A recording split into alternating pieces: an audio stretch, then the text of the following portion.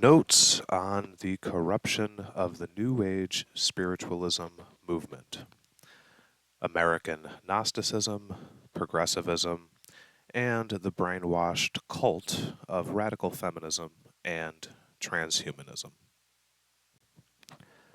The various arguments that feminists and so-called gender theorists, and yes, that is actually a career today, make against masculinity and men haven't actually changed in decades. They just use the same boilerplate propaganda from the 1970s and remarketed to a new clueless generation of Zoomers who imagine themselves social justice warriors, and various millennial women who I'm sure are desperate for a movement to latch onto that best complements their existing ideological propensity given them by Western culture from girlhood for shitting on men, fatherhood, and patriarchy. Nonetheless, every few weeks, someone, usually a woman in New York looking to make a name for herself, writes a feminist criticism of something that happened in popular culture. Every few weeks, someone, maybe a young man or maybe a man who hasn't been exposed to their narrative, is exposed to feminist propaganda for the first time. None of this is new. Every month or so, some corporation attempts to market to the women who purchase things for men by launching a campaign saying it wants to, quote, redefine how we think about masculinity and gender dynamics between men and women in our forward-thinking 21st century. I have been publishing these ideas for years now. Whether you still don't know how to use YouTube by now, or haven't looked into these matters for yourself because of your own intellectual laziness, is not my problem. I'm not responsible for your ignorance. But I am re-releasing these notes now for my readers and followers who have never read it or even heard about it. It's something you can cite every time you come across the same arguments repeated over and over, as if some writer in New York City actually came up with a brand new idea all on their own. The modern age is best described as materialism wedded to whoredom, a matrilineal fuckfest of backwards thinking and self-asserting contradictions that liberals call progress and actually believe it. Today, in the media, the government, the workplace, or the classroom, if there is someone shouting racist, sexist, bigoted, intolerant, or hateful, you can bet your ass it is likely some foolish woman or an effeminate male.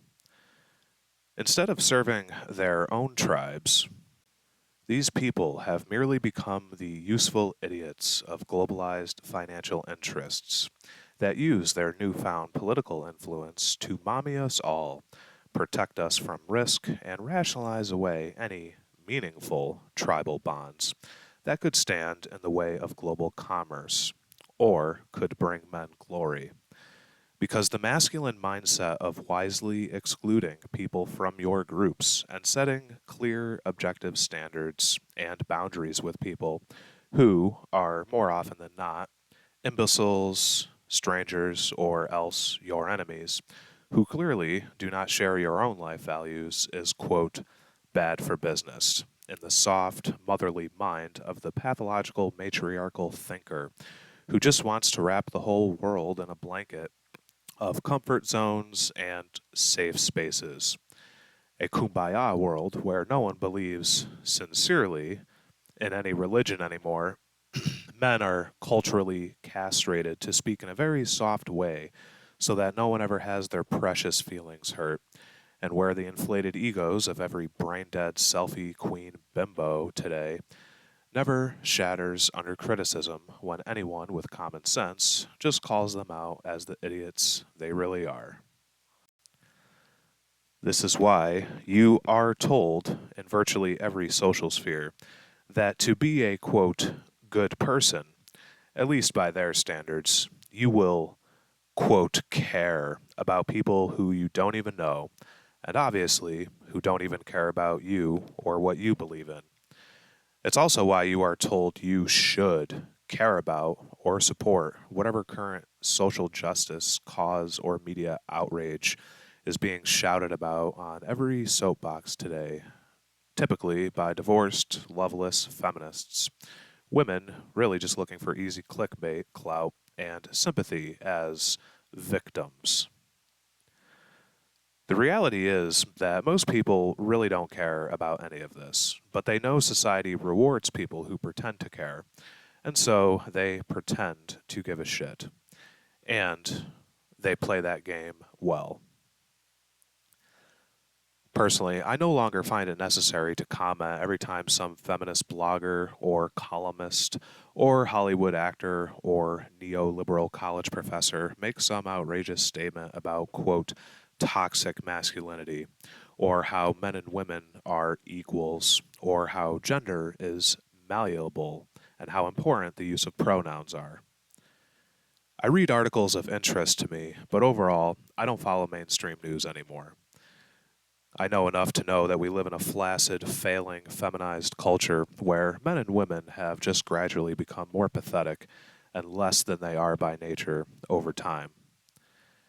I also know that anyone like me who dares shed light on all of this and tries to engage in public discourse about it will always just be ignored and written off by all the brain-dead masses who really just want to take mindless mirror selfies while they all continue to adulterate and fuck themselves into oblivion. I realized a long time ago that sadly, the social and moral barometer of our society now is basically whatever the divorced single mom or masculine lesbian woman with a bowl haircut or soy femboy is bitching about today. Meanwhile, any legitimate men's rights concerns like the sexist family law system, fathers losing child custody just because, and false Me Too allegations are always written off and trivialized by the prevailing cult of she that now dominates fields like the legal system, academia, and even healthcare. The quote, daily outrage these days is dishonest and pornographic to the extent that it is also generally absurd. I deal in logic and objectivism, and so I simply don't have time to keep up with woke neoliberal insanity like memorizing 4,000 imaginary genders. Some people may try to shame me, saying I should give more people a chance and hear them out. But there's absolutely no reason why one would expect this group of communists to ever produce an unbiased analysis of capitalism, and there's no reason that one would expect a group dominated by women and avowed feminist activists and intellectuals who have been flirting with communism and cultural Marxism for decades now to produce an unbiased analysis of masculinity. Their agenda is open, and Ryan McDermott, who helped develop these guidelines, proclaimed in the announcement that his goal was to, quote, change the world by changing men. That is crucial. The objective of the American Psychological Association isn't to help men better navigate the challenges of being what they are by nature, but to change them completely. It is easiest to assess the bias of the American Psychological Association when comparing its positions on what they refer to as transsexuality or gender dysphoria to its guidelines on traditional masculinity. Essentially, the APA wants to help you if you want to cut your balls off or let a woman keep them in her purse while she runs your ass. But if you want to keep your balls and act like you have a pair, they consider that a problem that needs to be corrected. There are no, quote, new findings here, merely feminist partisans designing, quote, studies, which are peer-reviewed by other feminist partisans, and a lot of data points cherry-picked to support the anti-masculine and anti-male philosophy dreamed up by a bunch of spoiled, sheltered, and utterly petulant university students from way back in the 1960s summer of love.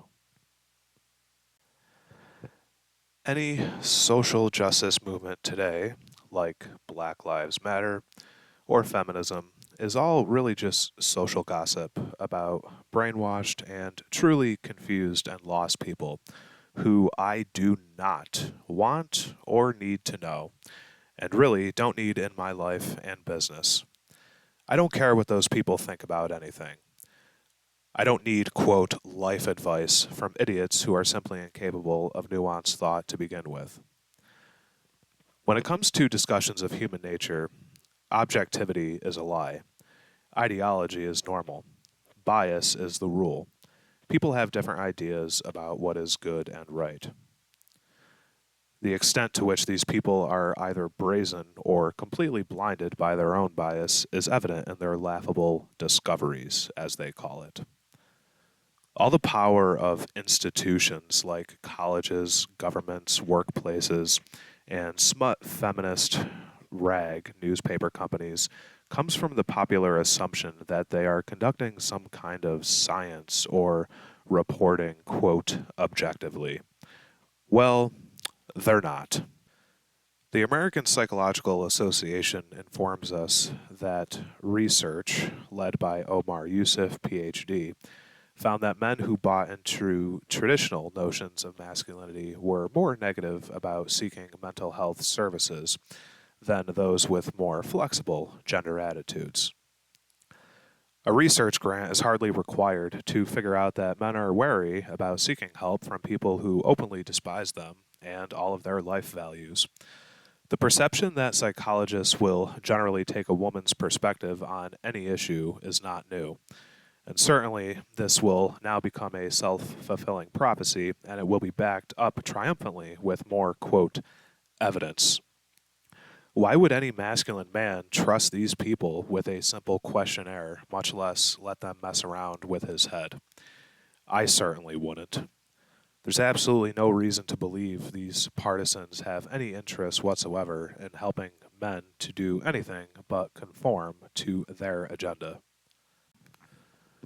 If 3 members of the Communist Party peer-reviewed an analysis of capitalism written by another member of the Communist Party, would you consider that analysis to be, quote, scientific or objective? The American Psychological Association recently announced that, quote, traditional masculinity, or, as I prefer to call it, masculinity, is psychologically harmful.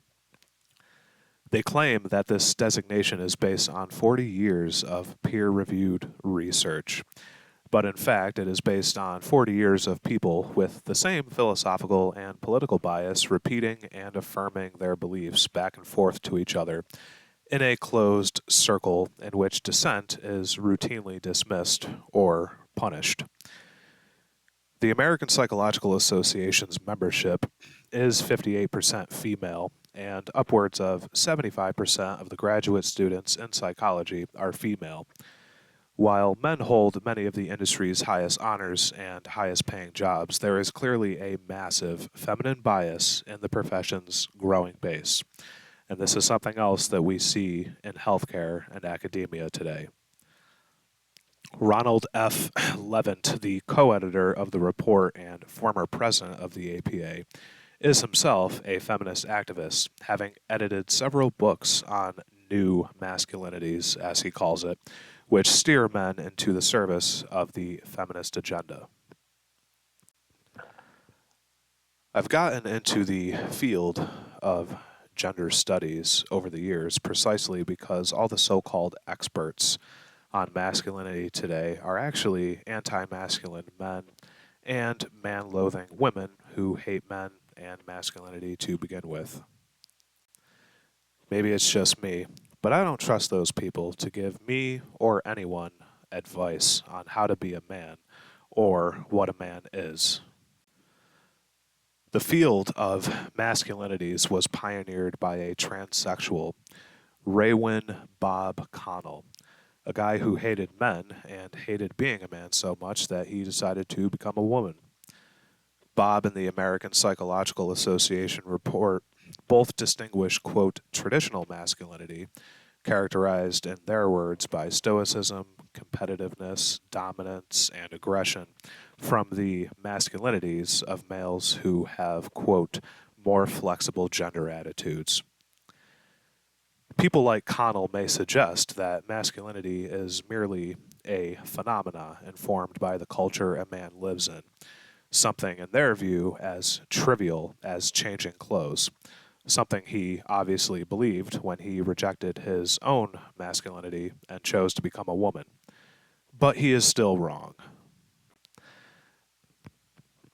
As masculinity philosopher Jack Donovan wrote in his groundbreaking book, The Way of Men, when you strip away the ever-shifting details of culture and separate masculinity from morality, the basic features of masculinity remain essentially the same. They are directly related to biological differences between men and women and the evolutionary roles of men and women. The overall approach of masculinities studies is to emasculate men and empower women by undermining that masculine-feminine polarity to the extent that no hierarchy of masculine, no scale of what is more or less masculine behavior or physicality, is conceivable to males and females indoctrinated with this ideology. From this dubious and unconvincing perspective, there is no, quote, more or less masculine behavior. Anyone who calls anything they do masculine must be accepted as having one of many masculinities. From a woman on testosterone with a short haircut who seeks status and affirmation by claiming to be the first man to give birth, to a mincing drag queen who claims that his, quote, masculinity is hierarchically equal to the masculinity of a combat veteran. There are strange and rare exceptions, like transsexual combat veterans, but the tendency to redefine words and general rules by the exceptions and outliers is itself a feminine empathic characteristic. The eternal polarities of masculine and feminine don't need to be redefined by outliers and anomalies, unless you live in constant fear of hurting someone's feelings or failing to sufficiently affirm their delusions of subjective reality. The masculine mind is comfortable with treating exceptions as exceptions because men are solar in nature and appreciate order.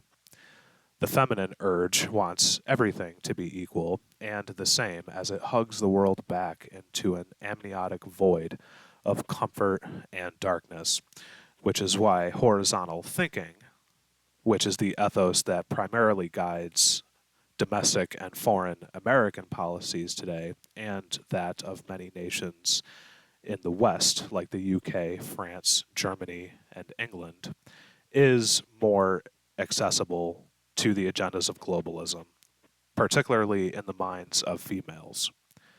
Democrat socialism, as a political philosophy, is a horizontal philosophy in nature, whereas vertical thinking, like patriarchy, pride for your country, state nationalism, and capitalism, are vertical. So call these people out for what they really are: cheerleaders for a different team. They disagree with you, and that's okay. Don't ask or beg them to change. Instead, come to terms with the fact that they are stubborn animals and just disagree harder with them while challenging them on details, especially when they use words like we. I find it interesting that in this time of slogans, hashtags, and mindless buzz phrases, that everyone uses the word we, particularly Americans, as if that word somehow binds us without ever being applied pragmatically. When they say words like we or we're all in this together, I say to them, oh really? What we are you referring to exactly? all the woke, anti-free speech employers illegally violating your First Amendment rights and monitoring your social media without your knowledge, people who really couldn't care less if you die in poverty, all the fake fucks who smile to your face while just working to sabotage you, all those anonymous gossips and strangers you have online who log onto your platforms or Facebook day after day and pretend not to be there, people who you don't even know, or if you do, you haven't heard from them in years. If you're going to speak in pluralistic terms of we, then you'd better be pretty damn specific about what you actually mean by that. We are all stuck on this planet together, sure, but everyone is not on your team. They never have been, and many of them never will be. Having a background in linguistics and world literature, I'm very particular with language and the meanings of words, which is why I don't just say I love you to anyone, no more than I call any man my brother, who has not even earned my tribal brotherhood, loyalty, or my respect over time, and who is a person that I can't even rely on for anything in life. We the people is a myth, a convenient mantra for flag-sucking half-wits and others who still believe their own country and social institutions actually, quote, work for them. So dispense once and for all with this laughable children's story that says, quote, we're all in this together. They parroted that kind of sad shit at the beginning of the COVID pandemic also, and just look at how all that turned out. Stop playing games and using democratic language designed to coddle the fragile egos of others and make everyone feel more comfortable with you. As the old adage goes, say what you mean and mean what you say. People who are actually a part of your life and on your side are your us. Everyone else is them, and they can all get fucked. As a tribalist, know this. You are not morally beholden to any ethos or ethics or morality dictated by the big state and the empire of nothing, like your corporations, your colleges, your governments, big tech platforms, etc.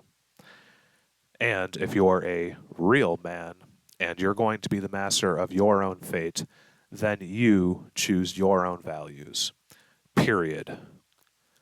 You don't, quote, need people with PhDs in gender theory or motherly HR departments or self-righteous pot-smoking social justice warrior hippies or some external force to tell you what is right or wrong, good or evil, or best in life for yourself.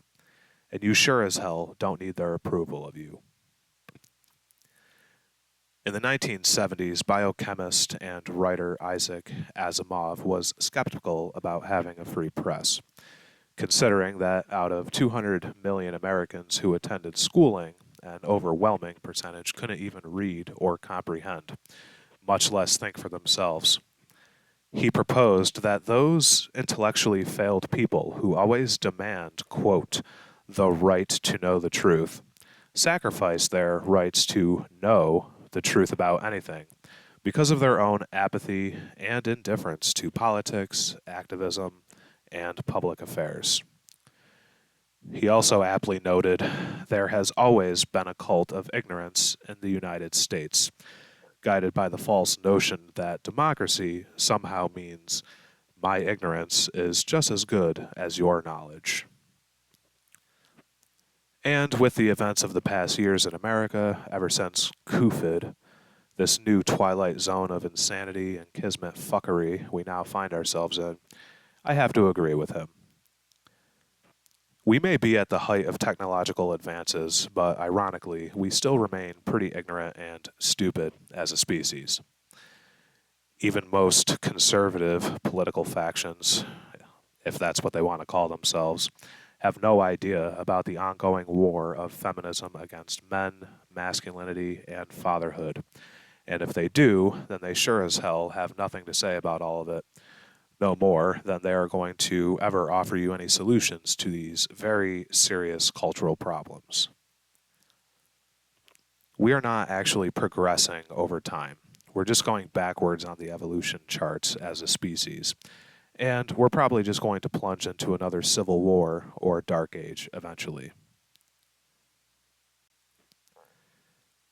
If good men who actually know the difference between good and evil, men who are traditionally masculine, strong, proudly stand behind their beliefs, and do whatever they can to improve their own lives and the lives of their women and others who depend on them, are rare today, then leaders of men are even rarer.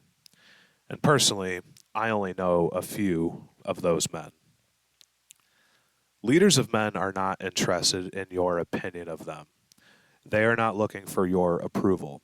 They are not going to ask your permission to be men. They are not beta male pussies like most of the, quote, men you call your mentors and work managers today. They are not slaves to the indifferent feminist establishment. Men who beta down whenever women want something or nag them. Men who pander to women rather than ever daring advocating for other men. Every true leader of men I know carries not only his own weight in life, but also carries the weight of some others who depend on him. He doesn't merely survive. He produces some kind of surplus that benefits his tribe. And until you learn how to do that, then you're just some meme-lording idiot boy playing at being a man. You will never be a good or even an honorable man in any way. You will just remain a burden to everyone around you because you can't get your shit together as a man. Utilitarianism, the idea that you believe the most important thing in life is for you to, quote, be useful to others, is a god for people with broken and desiccated souls. It's a life of mediocrity. It's what everyone settles for. It's, quote, good enough. It's why people tolerate shit human beings in their romantic relationships and employers who really only see them as numbers on a spreadsheet, no matter how many circle jerk sessions they host about workplace hyper-inclusiveness. That's their lives and choices, not mine. I am a man. I am not a slave.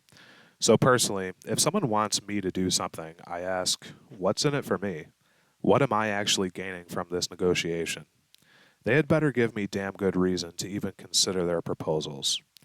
If not, why would I ever bother to pretend to care about them? I don't waste time anymore pretending social institutions and most people actually have any interest in the best interests of men. Because I know enough about this current system by now to know that I can never honestly expect this majority of Democrats, socialists, communists, and feminists who have been raised on a strict diet of anti-male, anti-fatherhood propaganda to ever give an honest, unbiased view of men, capitalism, patriarchy, and the necessity of positive masculinity in the world. Even though it's beyond obvious, even to the most laymen among us now, of the various consequences of what happens when you have a lack of positive masculinity in society and the world at large. Furthermore, I'm not wasting my life changing who I am for anyone, nor altering my beliefs for any soulless corporation that really only cares about money.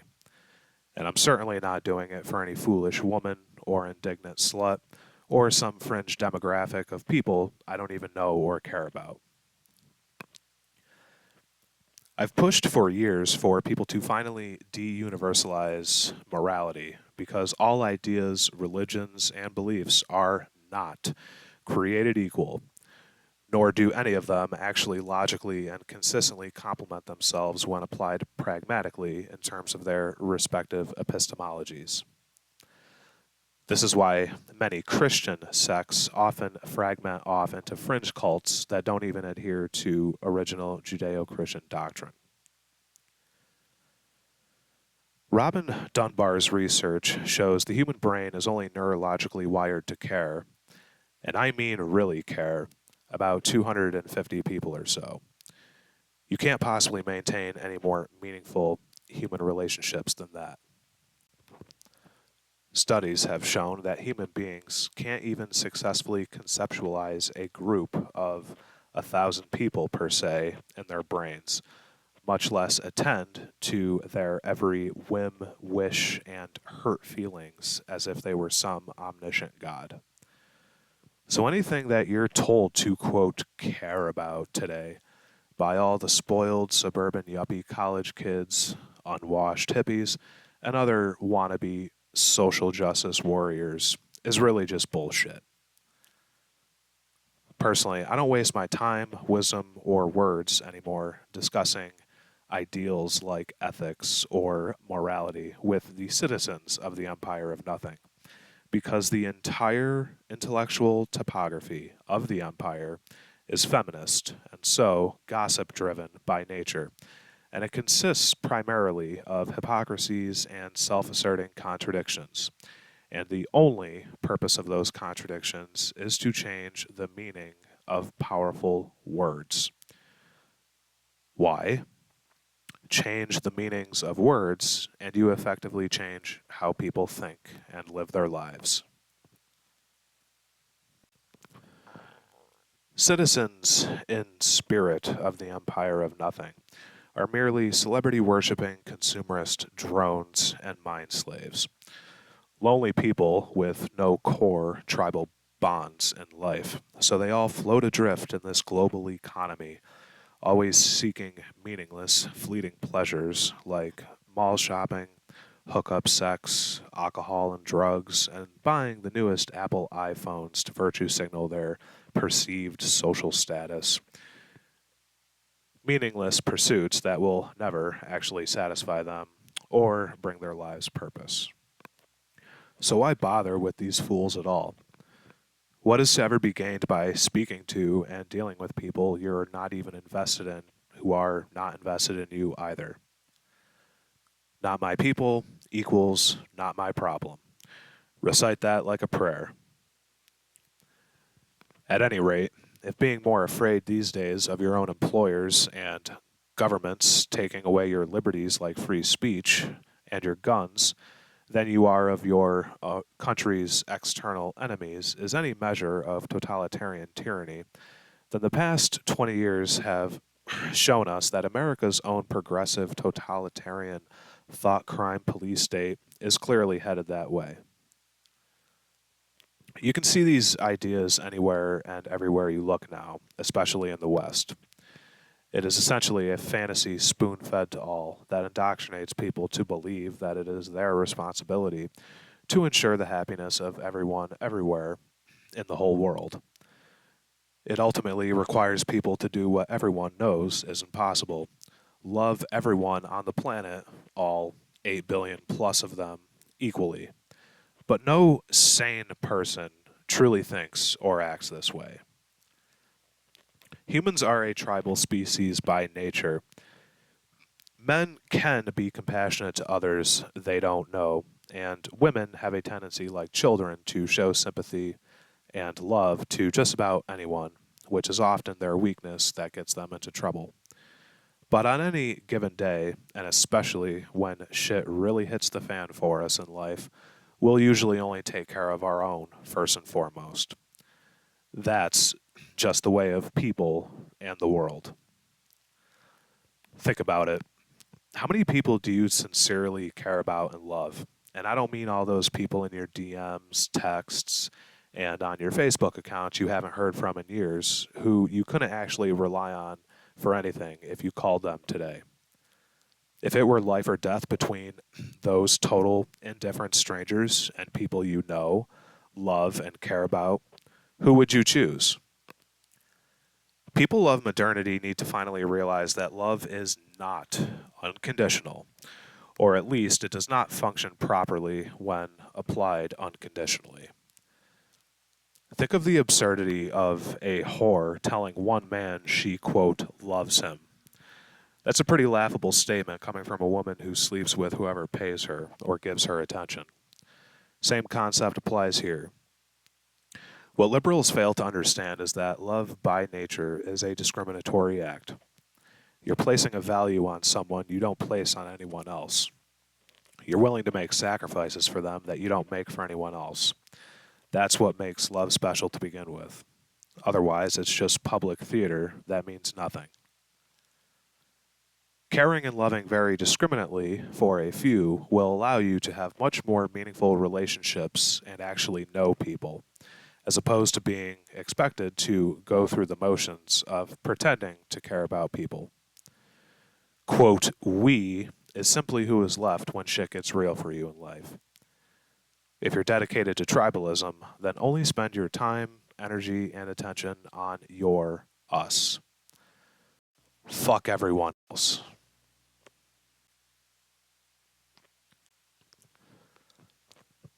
Any man living in the modern age who just wants to be left alone, to be free, to be a masculine man, has always been, quote, in the way of women, and feminist radicals have always known it. In the context of a culture ruled by these loud and chinless social justice warriors, a man who wants to be more masculine instead of going with the genderless flow is actually going to have a pretty rough time. By choosing a masculine path in a world that not only fails to demand it, but, as evidenced by these guidelines themselves, actively denounces that path, he's setting himself up for hardship and ostracization by many otherwise desirable social circles. He's taking up a sort of proud paganism in a Christian world and may be subject to all sorts of inquisitions and torments. So, in the sense that living a masculine life in an emasculated world is going to get you into trouble sometimes, yeah, I guess you could say that it's, quote, unhealthy or problematic. Choosing to live a masculine life is not the path of least resistance, but then it never has been. It was only until the recent 60 years in America and the West that the pussification of men became not only normalized, but in some cases actually demanded by women and Western culture. This is why many men today, even those who claim to be happily married, are actually disrespected by their own wives in the house that they themselves provide for. And many modern women clearly do not even respect their own husbands as the leaders of their households, communities, and nations. But any truly great men of the past were who they were because of the hardships, adversity, and risks they embraced. And if you erase that masculinity from civilization, if you keep punishing males for being masculine, if you keep demonizing those who speak the truth in this brainwashed society, then honestly, I don't think this world is going to even be worth fighting for anymore.